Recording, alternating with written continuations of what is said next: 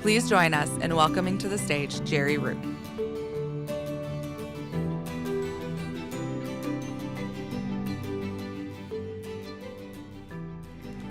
If we're preoccupied with the love of Christ, it seems to me we will be heartfelt for those who have been bruised and beat up by the church. I think all we do for Christ should be an expression of our love for Him and others, and we should be preoccupied with this love. I don't have the gift of evangelism. People tease me all the time about this.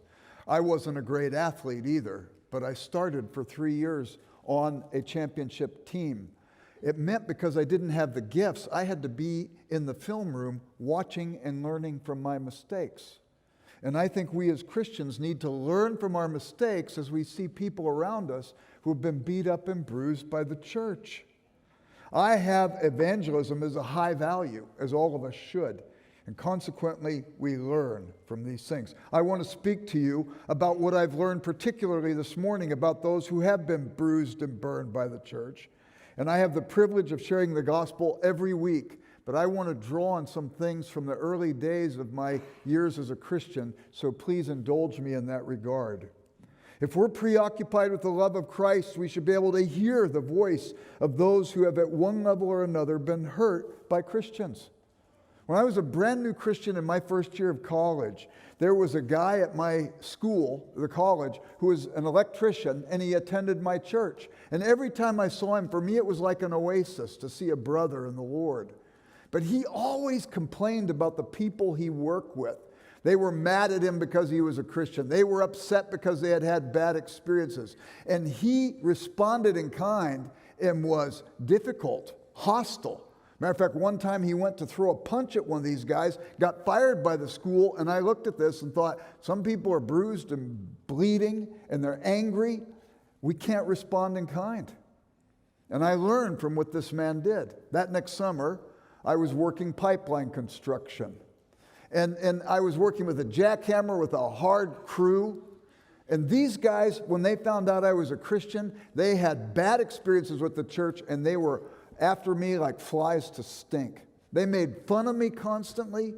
They made jokes at my expense, but I learned from that guy at my school. And I would just look at them, and if they said something that was funny at my expense, I laughed. I didn't get pushed back. And not only that, I worked harder. I tried to work as hard as I could. And did you know in 2 weeks, those guys dropped their contempt? And in 2 weeks, I was one of them. And I worked with them and had opportunities to share with different ones throughout the summer. Then at the end of the summer, I was a brand new Christian. I said, what would I have to do to share Jesus with you guys the last day of work before I have to go back to college? They said, you bring us a case of beer, Jerry, and you could share Jesus with us as long as you want. I didn't know if that was legitimate to do or not, but I brought the beer, and they each put one can in the cooler on the truck, and when the day was over, they laid down on the grass and they said, Jerry, you can talk to us about Jesus as long as you want. The world is bruised and bleeding, and Jesus came into that world incarnationally. It seems to me he deploys us like that too. And we need to listen and hear what people have said. I learned from that situation, that guy who didn't do well. I learned from that building crew at Cabildo Construction Company. But I also learned from other experiences. My best friend hosted a German student as an exchange student years ago. During the year, she came to faith living in that house. Now the parents were coming from Germany to pick her up. They'd rented a motorhome. They're going to go around a lot of the national parks. And my best friend said he wanted me to go to dinner with that family in case her folks were upset that she had come to faith. I sit down at the table next to her father, and I said, you're from Germany. Where are you from? He said, Dresden. You guys know about the bombing of Dresden. I looked at him and I said, Dresden? He said, yeah, Dresden. I said, has any American ever told you the bombing of Dresden was wrong? Would you forgive us for what happened at that time?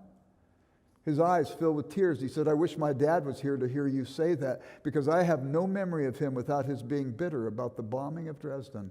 I said, is he still living? He said, yeah. I said, would you pass on my sentiments to him? He said, yes. And then he said this to me. Has any German ever told you that the invasion of Poland on September 1st, 1939 was wrong? Would you forgive us for that event? It was moving to me. My father was a Marine in the South Pacific, and I have no memory of him without him struggling with post-traumatic stress disorder because of the 3 D-Day invasions in the South Pacific. And here's this German guy saying this to me, and I was deeply moved, and my eyes filled with tears. You know what the discussion turned to? Man's inhumanity to man, the great need of forgiveness in our world. And the door opened up for the gospel, and the guy was happy. His daughter had come to Jesus that year.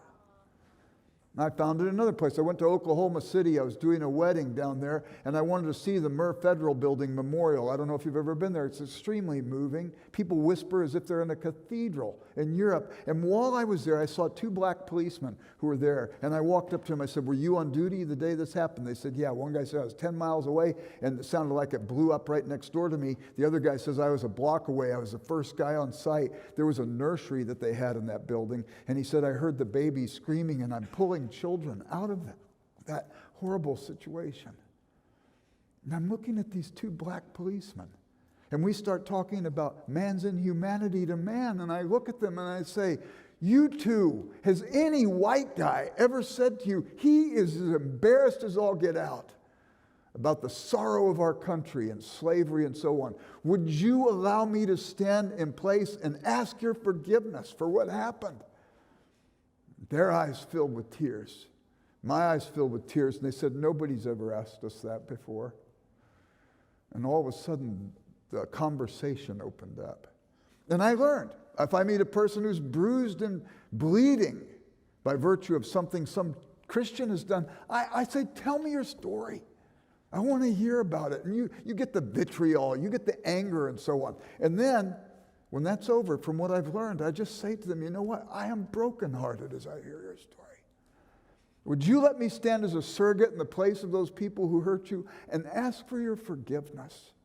And the reason why I want to do this is because I wouldn't want anything to keep you from seeing how deeply you are loved by God. We should be preoccupied with this love. About 90% of the time, in my experience, as I've talked with people like that, the door opens up, the conversation is re-engaged, and it's kind of cool. But I have to say something too. There are some complexities that must also be considered if we're going to give due justice to this topic. The gospel is an offense to those who choose to live in behaviors contrary to Scripture. We just heard about that from Sammy. But I'll give you an example. I went to Whittier College in Southern California, and it was Nixon's alma mater. And it was during the Vietnam War, and it was during all the campus unrest. And any of you that are as old as me and remember those days, you'd see a clip on national news of something going on at Cal Berkeley. Then you'd see a clip at Vietnam. Then you'd see a clip of what was going on at Whittier College and the free speech platform. Everybody was there. Jane Fonda, the week she came back from Hanoi, she was on our free speech platform. Daniel Ellsberg, who stole the Pentagon Papers, he's there. One day, Madeleine Murray O'Hair came. She spoke to the whole group, crowded auditorium, everybody sitting everywhere on the floor and stuff. And after she was done, they said, are there any questions? I jumped up right away, and I said, Ms. O'Hair, you never described what an atheist was. You never even defined it for us. Could you do that for us? She says, an atheist believes there's no possibility God exists. I said, well, Ms. O'Hair, of available knowledge in the universe, what percentage do you know? People, we're pea-brains. There's 19 million volumes under the roof of Widener Library at Harvard. Who's read them all? And you're making a claim that you know something that's in all that material that you know nothing about? Is it possible God could exist outside of your present understanding? You just haven't accessed the material yet. There was an awkward silence. And she said, I'll give you a qualified no. Qualified no, it's impossible he could exist. I said, what's the qualification? She said, next question, please. To her credit, she gave me 45 minutes. We went to one of the dorms and sat across each other for 45 minutes. I was able to share the gospel with her. But the thing that was sad about it is she was angry. She was angry because of some things Christians did. Ironically, when her son became a Christian and wrote about growing up in that house, many of the things that she was angry that Christians did, she did to her own children. But she told me explicitly, it's really not about atheism. It's about the fact that I am a promiscuous person, and I choose to live a promiscuous life, and I don't want anything to do with God. Well, what do we do then? How does the love of Christ drive us? Because those are people Jesus died for. He loves them. We have to stay engaged. So while I was in college, there was this woman, her name was Sue. And she was with the SDS, and she was a radical. She was an atheist. She was promiscuous. She didn't want anything to do with God. She was angry at the church. And she lived in a dorm, and her RA was a woman named Jan Johnson. And every weekend, this girl Sue would come into the dorm, and she would be drunker than a skunk, and she'd vomit all over herself, and so on. And Jan would go into her room and clean her up, clean and change her sheets. And this happened week after week after week. One morning, Sue woke up, and she realized what had been going on. She went walking down to Jan's room. She saw the door ajar, and she went in, and Jan had her back to the door. She was on her knees in her bed, praying out loud for Sue. And Sue heard that. She came to Jesus, and she melted. What was it that got through to her? She had maybe been burned by the church, but she had a living example of somebody who revealed Christ's love to her. And she responded. She ended up going on into missions. She was a member of Lamb's Players, you know, that Christian theater group, and it was remarkable. I heard one time John Stott here at Wheaton College, the last time he ever spoke here at Wheaton. And some student asked him, how do you reach a postmodernist for Jesus? I've found that more people talk about postmodernism than really read about it. It's like the student who was asked, did you ever read War and Peace? And he said, no, but I wrote a book report on it once. Stott gave a tight definition of postmodernism, a tight definition of deconstruction. Then he said, I think the way you reach a postmodernist is by being an authentic person. As soon as he said that, I went into existential despair. I'm not an authentic person. I believe in the high ideal of love, and there have been times I've had sharp words with people I say I love most in the world. There have been times I've been unjust. I haven't intended to be, but realizing as I reflected back on it, I have been. And so consequently, what I discovered was the whole question changes for me then. How does an inauthentic person begin to approximate authenticity in our work before the world where people want to know? And I think it's by basically recognizing and being honest about our inauthenticity, by learning from what people are saying, and by persisting in sharing the gospel. Why? Because silence isn't an answer.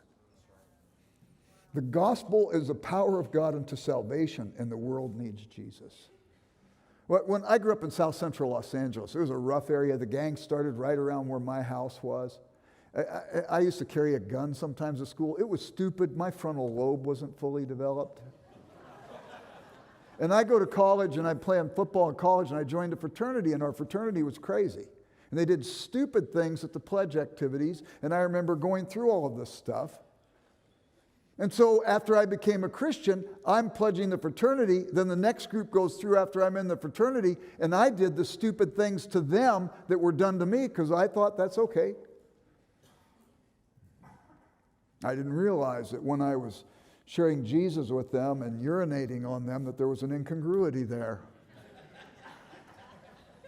And all those guys that joined the fraternity, they saw the incongruity and they pointed it out and they came to me and said, we don't know, we can't call you brother. And we have no clue how you can call yourself a Christian. You know what the sad thing was? Their criticisms were accurate. And a lot of times the bruised and bleeding and burned by the church have accurate criticisms. And we would do well to listen to it. And I listened to those guys. I confessed my sin to them. I apologized. I asked their forgiveness. I thanked them for the criticism that they gave me. And I tried to live differently before them. And you know, I led 3 of those guys to Jesus within 2 years because they saw I was trying to benefit from what they said.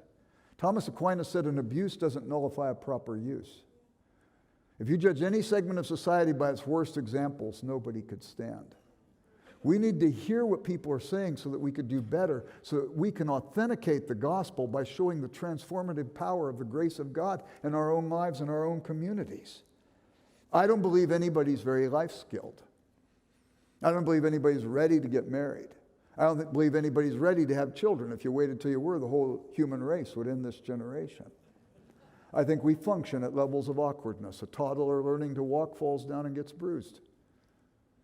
If you take a 5-year-old taking the training wheels off the bicycle, they fall down and they get abrasions. Remember when you went from that one schoolroom experience to junior high or middle school and you had a 12-room experience in a locker that didn't work? You were on the threshold of adolescence, that most purgatorial period of human development. We were awkward.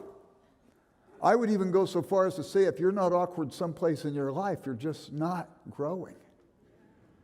Lean into the awkwardness because the message of the love of God is too important. And the people who have been hurt are people God deeply loves. And God has put you in proximity to them. Go love on them. Listen to them. Confess where you need to confess. And let them know you're doing this because you want them to know how deeply they are loved by God. It was Jesus who said to Peter, Peter, Satan has asked to sift you like wheat. And I've prayed for you that when you're restored, you'll be able to restore your brothers also. I hate that passage. I wish Jesus would have said, Satan has to sift you like wheat, and I told him to leave his hands off of you. But no, people, we need to be sifted where we haven't done well. And when we lean into it and learn, we're ready to restore our brothers. Those who don't know yet, we can bring them into the fold. And those who do know who should do better, we can speak about it. Why do I say this to you? Because Paul said, be steadfast, immovable, always abounding in the work of the Lord, knowing that your toil is not in vain in the Lord. People need to hear.